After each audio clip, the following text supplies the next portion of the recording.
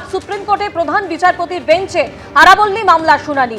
আরাবল্লী পাহাড়ের ভবিষ্যৎ নিয়ে শতপ্রণোদিত মামলা দায়ের সুপ্রিম কোর্টে। আজ প্রধান বিচারপতির বেঞ্চে মামলাটির শুনানি। আরাবল্লীতে অবাধে খনন কার্যের বিরুদ্ধে সোচ্চার সাধারণ মানুষ ও পরিবেশ প্রেমীরা। আজ সুপ্রিম কোর্টে প্রধান বিচারপতির বেঞ্চে আরাবল্লী মামলার শুনানি। আরাবল্লী পাহাড়ের ভবিষ্যৎ নিয়ে শতপ্রণোদিত মামলা দায়ের সুপ্রিম কোর্টে। আজ প্রধান বিচারপতির বেঞ্চে মামলাটি শুনানি রয়েছে। আরাবল্লীতে অবাধে খনন কার্যের বিরুদ্ধে সোচ্চার সাধারণ মানুষ ও পরিবেশ প্রেমীরা। মানুষের পাশে থাকতে না পারলে পথ ছেড়ে দিন। রবিবার ভার্চুয়াল বৈঠকে এমনই কড়া বার্তা দেন অভিষেক বন্দ্যোপাধ্যায়। ভোটার তালিকায় যাতে অবৈধ ভোটার ঢুকতে না পারে সে প্রসঙ্গেও এদিন সতর্ক থাকার নির্দেশ দেন অভিষেক বন্দ্যোপাধ্যায়। মানুষের পাশে থাকতে না পারলে পথ ছেড়ে দিন। পদে থাকার অধিকার নেই। যারা দলের স্বার্থে কাজ করছেন সবার উপরে নজর রয়েছে। কেউ যদি খারাপ কাজ করে থাকেন দল তাকেও ছাড়বে না। সূত্রের খবর, রবিবার এসআইআর ইস্যুতে 1 লক্ষের বেশি নেতাকর্মী ও বিএলএ 2দের নিয়ে ভার্চুয়াল বৈঠকে এমনই কড়া বার্তা দিলেন অভিষেক বন্দ্যোপাধ্যায়। তিনি বলেন, তৃণমূল জনগণের দল, জনগণের জন্য, জনগণের দ্বারা পরিচালিত। যদি কোনো নেতা মানুষের পাশে দাঁড়াতে না পারেন তবে তার কোনো পদ ধরে রাখার অধিকার নেই। জনগণের আশীর্বাদই সবচেয়ে বড় পুঁজি। যেদিন আমাদের সাংসদ, সাধারণ সম্পাদক বা অন্য কোনো পদ থাকবে না সেদিন আমরা প্রাক্তন হয়ে যাব। কিন্তু একজন বুথকর্মী কখনো প্রাক্তন হন না। তিনি দলের জন্য তার সমস্ত ঘাম, কঠোর পরিশ্রম দেন। তারাই দলের আসল সম্পদ। সূত্রের খবর, কাউন্সিলরদের উদ্দেশ্যেও এদিন কড়া বার্তা দেন অভিষেক বন্দ্যোপাধ্যায়। তিনি বলেন, কাউন্সিলররা যদি মনে করেন আমার ভোটের সময় আমি দেখে নেব, কিন্তু বিধানসভা ও লোকসভায় দেখার কিছু নেই, তাহলে ভুল ভাবছেন। সবার উপরে নজর রয়েছে। প্রতিটা বুথ সভাপতিকে নিয়োগপত্র দেব। বিএলএ 2দের দায়বদ্ধতা সরাসরি দলের কাছে, সরাসরি মমতা বন্দ্যোপাধ্যায়ের কাছে। কারণ বিএলএ 2দের নিয়োগ সরাসরি দিয়েছে দল। দলের স্বার্থে যে পদক্ষেপ নেবেন। ওনার দলকে উনি কি বার্তা দিচ্ছেন, সেই সর্বভারতীয় দলের সর্বাধিনায়ক কি বার্তা কাকে দিচ্ছেন সেটা তাদের ব্যাপার। মানুষ এইসব নিয়ে কোনো কিছু চিন্তা করছে না।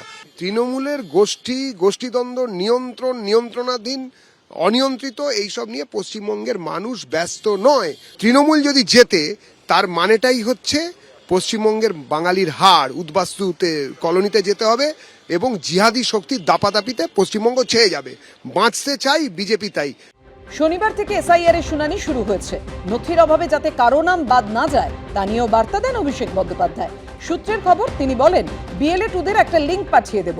এই লিঙ্কে ক্লিক করলে গত 15 বছরে সরকারি সব প্রকল্পের প্রায় 75 লক্ষ ডেটাবেস আছে। এখানে লগ ইন করে আপনারা প্রতিদিন 10টি করে সার্টিফিকেট ডাউনলোড করতে পারবেন। সেটা বাংলার বাড়ির তথ্য হোক বা অন্য কোনো সরকারি প্রকল্পের সুবিধে। সেই তথ্য দ্রুত ডাউনলোড করে নিন। দরকার হলে একাধিক লগ ইন করে সার্টিফিকেট ডাউনলোড করুন। যদি কেউ রাজ্য সরকারের আবাসন প্রকল্প থেকে বাড়ি পেয়ে থাকেন, এর চেয়ে বড় প্রমাণ আর কি হতে পারে? কেন্দ্রীয় নির্বাচন কমিশন যে কটাকে নথি হিসেবে ধরেছেন তার বাইরের কোনো নথি চলবে না। যারা এইসব মিথ্যে আশ্বাস দিচ্ছেন অন্য নথি দেওয়া যেতে পারে বলে, তারা মানুষকে ভুল বোঝাচ্ছেন, বিভ্রান্ত করছেন। তৃণমূল আর বাঁচাতে পারবে না। ওইসব বেআইনি নথি বা যেসব নথি কিনা যায় না সেই সব নথি দেখিয়ে লাভ হবে না। ভোটার তালিকায় যাতে অবৈধ ভোটার ঢুকতে না পারে সে প্রসঙ্গেও এদিন সতর্ক থাকার নির্দেশ দেন অভিষেক বন্দ্যোপাধ্যায়। সূত্রের খবর, ভার্চুয়াল বৈঠকে তিনি বলেন, অবৈধভাবে নাম ঢোকালে ফর্ম 7 পূরণ করান। এটা দিল্লি, বিহার, মহারাষ্ট্রে বিজেপি করেছিল। অবৈধ ভোটার ঢুকিয়েছিল। আমাদের সতর্ক থাকতে হবে। নতুন ভোটারের নাম যুক্ত হলে সেটা বৈধ না অবৈধ সেটা দেখতে হবে বিএলএ 2দের। কৃষ্ণেন্দু অধিকারী, অনির্বাণ বিশ্বাস ও সমীরণ পালের রিপোর্ট, এবিপি আনন্দ। গতকালও রাজ্য জুড়ে চলল এসআইআর শুনানি। কেউ অসুস্থ তো কারোর বয়স 90 পেরিয়ে গিয়েছে। নোটিশ পাওয়ায় হিয়ারিংয়ে হাজিরা দিলেন অনেকেই। উঠল হয়রানির অভিযোগ। আর এই পরিস্থিতিতে বয়স্কদের জন্য বাড়িতে হিয়ারিংয়ের দাবি তুললেন অভিষেক বন্দ্যোপাধ্যায়। জানিয়ে আবার কটাক্ষ করেছে বিজেপি। তখনকার দিনে মানুষের ডেট অফ বার্থ থাকতো না। মোদির বাবার নামের কাগজ দেখাতে পারবি না, অথেন্টিক নেই। কেউ অসুস্থ, কেউ অবসরপ্রাপ্ত কেন্দ্রীয় সরকারি কর্মী, কারো বয়স আবার 90 ছাড়িয়ে গেছে। কিন্তু জীবনের এমন একটা পর্যায়ে এসেও আজ তাঁদেরই প্রমাণ দিতে হচ্ছে তারা প্রকৃত ভোটার কিনা। মহেশ্বরী সিং, বয়স 90 পেরিয়ে গেছে।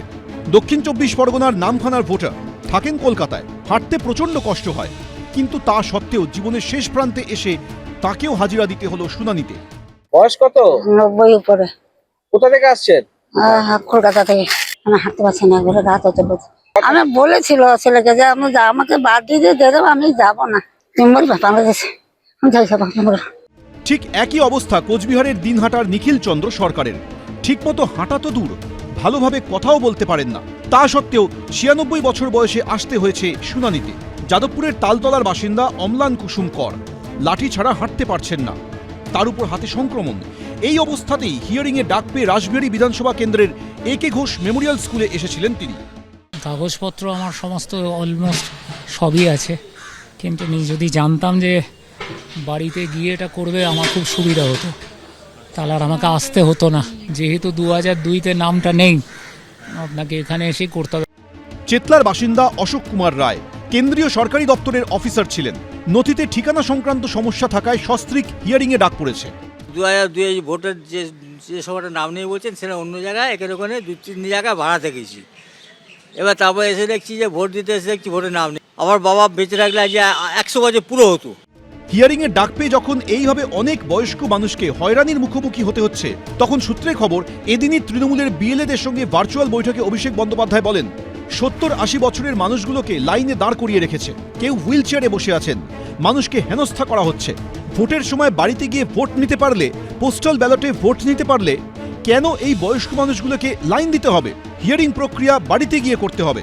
সোমবার একটা প্রতিনিধি দল এই দাবি নিয়ে সিও দপ্তরে যাবে। বিএলএ টুরা এই দাবির প্রতিলিপি নিয়ে বিএলওর কাছে যাবেন। 2002-এর ডকুমেন্ট অনেকের কাছে নেই, অনেকটা দিন আগে।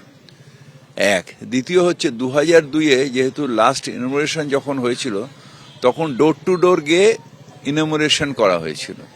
আর এই নো ম্যাপিং যেটা, যেহেতু এন্ট্রিটাই ভুল হয়েছে এবং 2002-এর পরে ডিলিমিটেশন হয়ে গেছে 2009-এ, সুতরাং তাদের ক্ষেত্রে কনস্টিটিউয়েন্সিও চেঞ্জ হয়ে গেছে অনেকগুলো ক্ষেত্রে। এই যে হঠকারিতার জন্য এটা আজকে মানুষকে সাফার করতে হচ্ছে। বাংলার মানুষ ওসব নিয়ে ভাবেই না। বাংলার পশ্চিমবঙ্গের বাঙালি এখন শুধু অধীর আগ্রহে অপেক্ষা করছে ঠিক কখন ভোটের দিনটা ঘোষণা হবে। তিনি একটি ইভিএম মেশিনের সামনে থাকবেন, বোতাম টিপে তৃণমূলকে হারাবে। এই লড়াই বাঙালির বেঁচে থাকার লড়াই। এই লড়াইতে তৃণমূলকে হারাতেই হবে। পশ্চিমবঙ্গের মানুষকে বাঁচাতে হবে, বাঁচতে হবে। একদিকে নির্বাচন কমিশন চাইছে স্বচ্ছ ভোটার তালিকা তৈরি করতে, অন্যদিকে হয়রানি থেকে মুক্তি পেতে চাইছেন সাধারণ মানুষ। এরই মধ্যে চলছে রাজনীতির দড়ি টানাটানি। গৌতম মণ্ডল, শুভেন্দু ভট্টাচার্য, পার্থপ্রতিম ঘোষ, এবিপি আনন্দ। এবিপি আনন্দ, এগিয়ে থাকে, এগিয়ে রাখে।